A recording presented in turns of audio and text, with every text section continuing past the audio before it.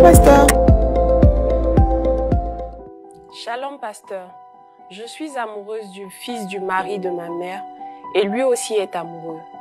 Pasteur, j'aimerais savoir, est-ce que lui et moi pouvons nous marier?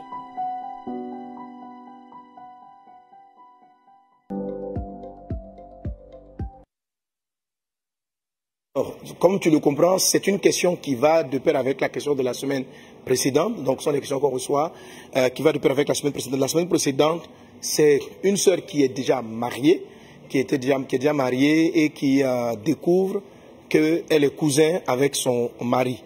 Après avoir découvert cela, informant la famille leur demande de faire des rituels pour pouvoir, selon eux, assainir cette relation qui n'aurait pas dû être, qui n'a pas dû avoir lieu, donc assainir cette relation.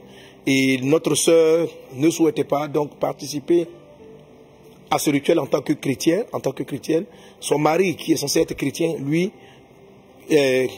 pour le fait de pratiquer ce rituel, et il dit que si sa femme ne veut pas suivre le rituel, ils vont se séparer. Donc la semaine dernière, j'ai répondu à cette question, mais là on a dit, mais bon, ils sont cousins. On a vu de la parole de Dieu qu'il n'y a pas de verset comme ça qui interdit le mariage entre cousins. Et on a même des cas où ce sont des frères, demi-frères, demi-sœurs comme Abraham et Sarah, qui se sont mariés, qui ont été mariés. Et puis cela vient avec un peu en contradiction, ou bien on se demande, mais alors pourquoi Dieu dit en Deutéronome chapitre 27, versets 20 à 23, qu'il ne faut pas voir la nudité de sa sœur. Il ne faut pas voir la nudité de sa sœur. Donc l'un mis dans l'autre, on en arrive à cette question-là, donc de cette sœur qui se trouve aujourd'hui amoureuse, et le jeune homme aussi est amoureux d'elle. Je rappelle que c'est une image, c'est pas le visage de la personne qui a posé la question. Donc là, il n'y a pas de lien de parenté. Il n'y a pas de lien de parenté, sauf que sa maman à elle, je sais plus, c'est son papa ou sa maman? Sa maman à elle a épousé le père de son amoureux avec qui elle veut se fiancer. Alors, par alliance maritale, ils se retrouvent frères et sœurs, mais est-ce qu'ils peuvent se marier? Voici la question du jour. Donc, n'hésitez pas si vous voulez rebondir sur la question précédente. Et puis, dans ce cas de figure, que doit-on faire? Amen. Amen. Voilà. Je suis avec toi en ligne. Là, je suis sur YouTube. Donnez-moi vos réponses.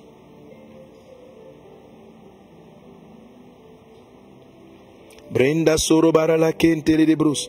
Alors, mes pasteurs ici, Annabelle et Carmen, Pasteur Franck, et puis vous tous. Oui. Est-ce qu'elle peut marier? Papa, je vais commencer. Oui. Tu as dit tout à l'heure par alliance maritale. Je crois que déjà sur cette base-là, même si c'est une famille recomposée, ils forment déjà une famille. Donc par motif de conscience, un peu comme tu le dis souvent, je crois que ce ne serait pas convenable de se marier parce que d'une certaine façon, on va retrouver l'application du verset de Deutéronome qui demande qu'on ne découvre pas la nudité de sa sœur. D'une certaine façon, finalement, c'est sa sœur et c'est son... Je veux dire, ils sont aussi frères et sœurs. Donc, ce ne serait pas convenable de passer au mariage, enfin, d'entretenir de telles relations. Ok, donc, Annabelle n'est pas pour ce mariage. Elle dit franchement, ils sont devenus frères et sœurs par leurs parents. Ok. C'est un avis.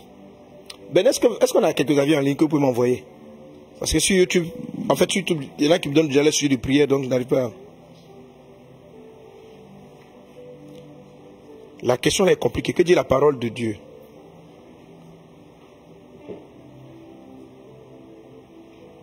Ils ne peuvent pas se marier, ce sont frères par alliance. Dans la vie, quand c'est compliqué, frère, laisse tomber. Il n'y a pas de lien de sang. Why not? Soleil, Mandougou, non. Guylaine, pas du tout. Oui, ici, les parents sont d'accord pour Gloria. Pour moi, ils sont frères et sœurs par alliance. Non.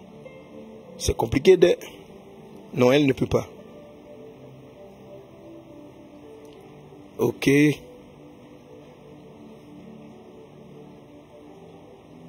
C'est un proche parent, non. C'est son frère par alliance. Non, non, non, à cause de la bienséance. Alors, quelqu'un nous donne le Sénégal. Il dit au Sénégal, le mariage entre cousins et cousins marche toujours, selon la culture.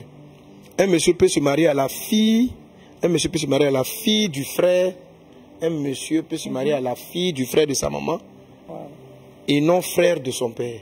Oui, mon frère, c'est compliqué pour moi. Un quoi? Monsieur. Un monsieur peut se marier à la fille, c'est-à-dire peut se marier avec sa nièce. La fille de son frère, c'est sa nièce. Un monsieur peut se marier à la fille du frère de sa maman. Donc à sa nièce côté maman, mais pas à sa nièce côté papa. Ça c'est une coutume au niveau du Sénégal. Ok? D'accord. Carmen, ton avis? Bon, moi je pars sur la base de l'alliance aussi. La Bible dit dans Deutéronome 27, quand on a lu la dernière fois, maudit soit celui qui couche avec sa sœur, fille de son père ou fille de sa mère. Et tout le peuple dira Amen. Du moment où il y a une alliance entre le papa et puis la maman, c'est vrai qu'ils ne sont pas frères de sang. Donc sur cette base, on peut dire qu'ils peuvent se marier, mais à cause de l'alliance qui existe déjà entre les deux parents, bon, qu'ils prient pour faire taire un peu les sentiments. Maintenant, s'ils disent que Dieu leur a dit, c'est pas Dieu. S'ils disent que Dieu leur a dit, bon, je peux pas dire que c'est pas Dieu, mais vraiment, on va tester la parole là. Bon, alors, Franck. Oui, pasteur. Je partage le même avis que Annabelle et pasteur Carmen. C'est une situation trop compliquée. Moi, je pense que dans une telle situation, mieux vaut dire aux enfants, laissez tomber. Je suis déjà avec le père, donc voilà, laissez tomber. C'est trop compliqué. Trop compliqué. Voilà. Bon, qui a un avis différent? Qui pense à autre chose? Ben, tu partages leur avis. Herman, tu es d'accord avec leur avis? Bon, je vais poser la question autrement, si vous avez d'autres avis. Ok. Tu es ton mari. Si tu es ta maman est veuve, ton papa est veuf. Et puis, ton papa et la maman de l'autre se rencontrent, ils s'aiment, ils veulent se marier. On prend dans l'inverse. Est-ce que c'est possible? Tu es déjà marié. Tu es avec ta femme. Et puis maintenant, vos parents, qui sont veufs et veuves, se rencontrent, ils s'aiment bien, ils veulent se marier. C'est faisable ou pas? Non, c'est pas faisable. C'est pas faisable. On est parents. C'est toujours le lien de l'alliance là. Nos parents. Là, je suis en train de vous embrouiller, vous voyez. Il faut poser la question dans l'autre sens. Là, on peut ou on ne peut pas? C'est faisable, papa. Non, Ben, tu dis quoi? Moi, je dis c'est faisable. Nos parents, c'est la même chose d'une certaine façon. C'est l'alliance. Les gars, vous flashez ainsi là. Il n'y a pas que quelqu'un qui répond. C'est faisable. Ben lui dit d'accord. Herman, c'est faisable. Mais deux maris, leurs enfants ne peuvent pas se marier. Mais les enfants mariés, leurs parents peuvent. Ça n'a plus de sens finalement. Attends, donc votre règle est basée sur quoi? C'est l'alliance. Alors si on va sur le fait que c'est l'alliance, voilà. C'est toujours l'alliance. Qui sont devenus? On reste dans la même logique, que ce soit de l'inverse ou d'un côté ou d'un autre. L'alliance. Tatiana, à ton avis? Dans les deux cas, ils ne peuvent pas. Ils peuvent. Elle dit que dans les deux cas, ils peuvent. Il n'y a pas de lien. Il n'y a aucun lien de sang. Les enfants Ah voilà, n'ont pas de lien de sang. je voulais un avis contraire, je voulais un avis différent. Il n'y a pas, c'est ça. Donc ils peuvent se marier. Ok. Emmanuel. Oui. Prends le micro du pasteur Franck. Papa, le cas reste un peu ambigu parce que lorsqu'on dit qu'il n'y a pas de lien de sang, on peut se retrouver à des familles où la dame peut enfanter à partir de 45 ans ou 50 ans, où un enfant peut naître là-dedans. Et si un enfant naît déjà, on a un lien qui existe entre les deux.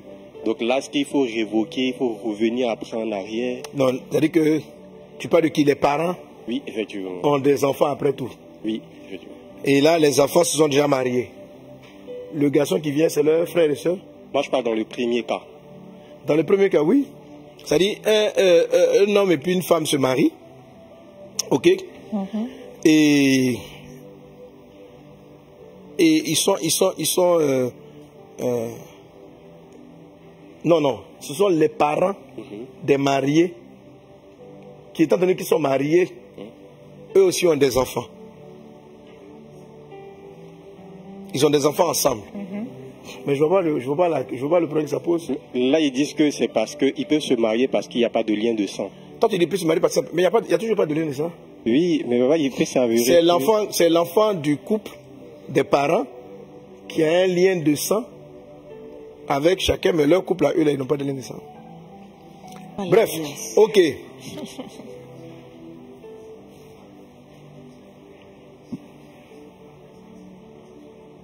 Ok. Gloire à Dieu. Amen. Amen. Alors, pour moi, la dernière fois, j'ai partagé quel était mon avis, je vous ai donné quel était l'avis, et je vais en arriver vraiment aux effets de ce qu'on appelle la malédiction, qui était citée en Deutéronome chapitre 27, parce que, voilà. Vous savez, il y a beaucoup de choses qu'on dit comme ça, qui relèvent de nos traditions, de nos coutumes et de notre bienséance, mais qui ne sont pas vraiment de la parole de Dieu. À l'origine, lorsque Dieu crée Adam et Ève, multipliez-vous, veut dire que ce sont des parents, des frères et des sœurs qui se sont mariés à l'origine pour pouvoir perpétuer le genre humain. Ok? Pour pouvoir perpétuer le genre humain. Plus tard, au fur et à mesure que le temps va avancer, Dieu va demander que des frères et sœurs ne se marient plus. Voilà, ne se marient plus. Je crois que la malédiction est écrite pour faire justement référence au challenge qu'on a avec la consanguinité, les maladies qu'on peut avoir parce qu'on est consanguin. Donc, Abid dit, maudit soit celui qui marie. Alors, une malédiction, en fait, ça veut dire qu'il va y avoir un problème. Une malédiction, ça veut dire qu'il y a une condamnation. Une malédiction, ça veut dire qu'il y a quelque chose qui risque d'arriver. Voilà, quelque chose qui risque d'arriver. Et aujourd'hui, d'où est-ce que cela est venu? Mais c'est quelque chose qui risque d'arriver, ça crée des problèmes. Plus tard, on va voir que il n'y a pas eu mariage, mais, comment dirais-je, Tamar propose à Amon la possibilité de parler à leur père pour pouvoir se marier. Voilà, la possibilité de parler à leur père, comme si c'était une ouverture qui était possible. C'était une ouverture qui était possible. Donc déjà au sein de la parole de Dieu, mariage de cousins, mariage de demi-frères n'est pas clairement. Mais la Bible nous dit que ça peut entraîner des conséquences. Autrement dit, c'est une chose qu'il faut éviter le plus possible. Voilà. Ça, c'est vraiment dans le cas où il y a consanguinité. Alors, si à ce niveau-là, on a déjà un petit doute et des versets qui permettent, ce n'est pas des gens qui n'ont même pas un petit lien de sang, qui sera encore plus absolu. C'est-à-dire que si demi-frère, Abraham s'est marié avec sa soeur Sarah, ok? Abraham s'est marié avec sa soeur, sa demi-sœur Sarah. On a lu le texte la dernière fois. Alors, si des personnes ne sont pas liées, si ça ne gêne pas, pour moi en fait, ce que j'appelle sont des règles de bienséance et puis liées à la culture. Et le mariage est une chose qui est très culturelle. Il faut savoir dans la vie, savoir accepter certains combats, certains défis. Si vous êtes convaincu, vous validez l'ensemble des choses, que vous pouvez vous marier, que les parents sont d'accord, parce que ce sont les parents qui marient leurs enfants. Quand ton papa dit non, ta maman dit non, il est mieux de laisser. Mais dire comme ça, on va trouver un verset, à moins qu'il y ait un verset qui me manque, mais qu'on va trouver un passage qui dise que ce soit interdit. Pour moi, ce que la Bible n'a pas interdit, il ne faut pas l'interdire. Ce que la Bible n'a pas dit clairement, il ne faut pas l'affirmer. Voilà. Parce que tant qu'on n'est pas confronté soi-même à ce problème, on ne sait pas de quoi il s'agit. Donc, ce que la Bible n'a pas interdit clairement, il faut éviter de l'interdire. Mais la Bible parle aussi de la bienséance. Ok? La Bible parle aussi de la bienséance. Si tu te retrouves avec un cas qui n'est pas, qui crée une mauvaise atmosphère, il est préférable d'y renoncer. Pas parce que la parole interdit. Voilà. Mais maintenant, si l'environnement cautionne, accepte cela, ils ont passé. Ok, gloire à Dieu. Amen. Voilà. Souvent, il y a beaucoup de gens qui ne savent pas que peut-être même qu'ils sont mariés avec leur soeur, ils ne savent pas. Hein. C'est quand ils vont arriver aussi, on saura. Oui. C'est vrai.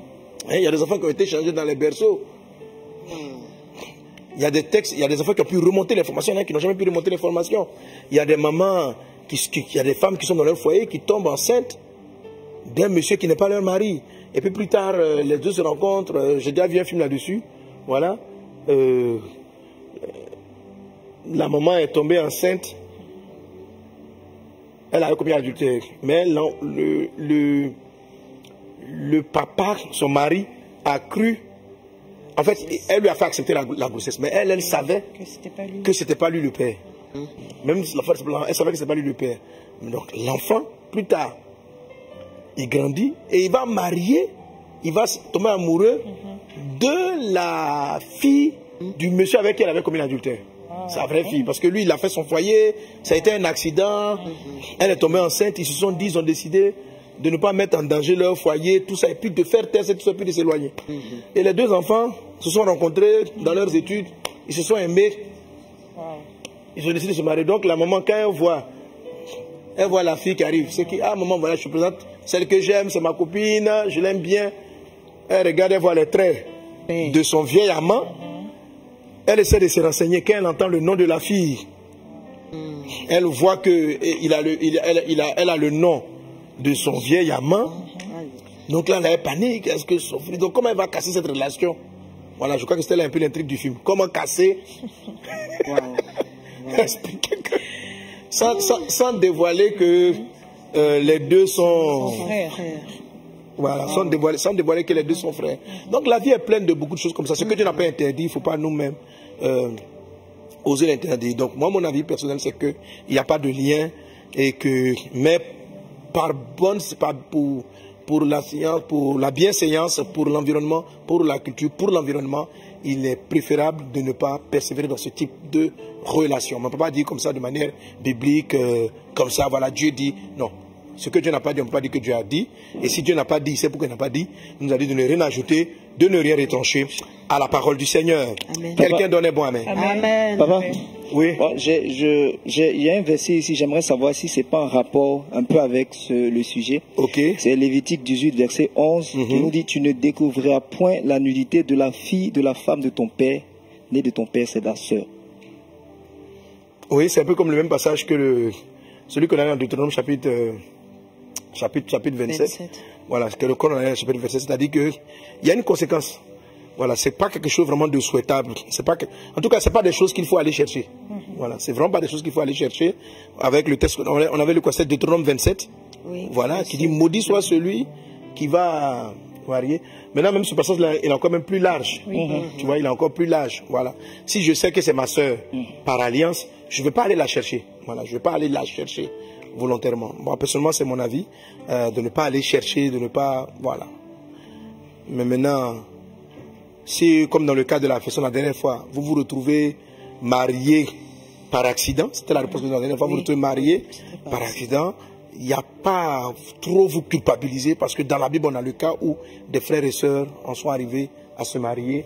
Et l'exemple le plus clair, c'est celui d'Abraham, qui est le père de la foi, qui sont arrivés à se marier. Voilà. Et je me demande que lui-même en son temps, il devait savoir. Mais la loi n'était pas venue entre-temps. Bref, vous voyez, il y a des sujets comme ça pour qu'il est très difficile de trancher de manière ferme. Il est bien de partager des opinions, de partager des points d'avis.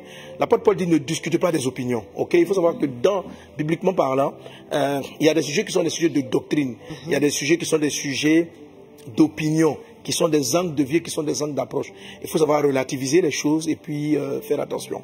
Amen. Amen. Donc nous vous conseillons, évitez tout mariage avec personne, que vous soyez frères par alliance parce que vos parents sont mariés, que vous soyez cousins, que vous soyez, et encore plus même si vous êtes frères, il y a une malédiction, il y a des problèmes de santé qui peuvent arriver avec. Donc fuyez ce type de relation. Si vous êtes dans des démarches de fiançailles, de cheminement, fuyez ce type de relation. Voilà. Mais maintenant, si on est dans le cas de la sœur où les choses se sont déjà passées, voilà, il n'y a pas à aller faire des rituels, vous priez, vous rendez grâce à Dieu. Dieu, sans tenir compte des temps d'ignorance, annonce maintenant à tous les hommes qu'ils aient à se repentir. Et vous vous êtes repentis, vous avez ignoré. Il ne s'agit pas pour moi d'aller donc au divorce dans ce cas de figure, mais de croire dans la grâce de Dieu qui sanctifie votre relation et qui vous conduit. Mais ce n'est pas des relations à aller chercher. Évite de tomber amoureux ou amoureuse ou de vouloir te marier avec ton frère du sang, ton cousin ou par alliance dans le maximum possible. Voilà. Que Dieu, la grâce et la paix du Seigneur soient avec chacun d'entre vous. Vous êtes bénis au nom puissant de Jésus-Christ de Nazareth. Alléluia. Amen. Amen, amen, amen, amen.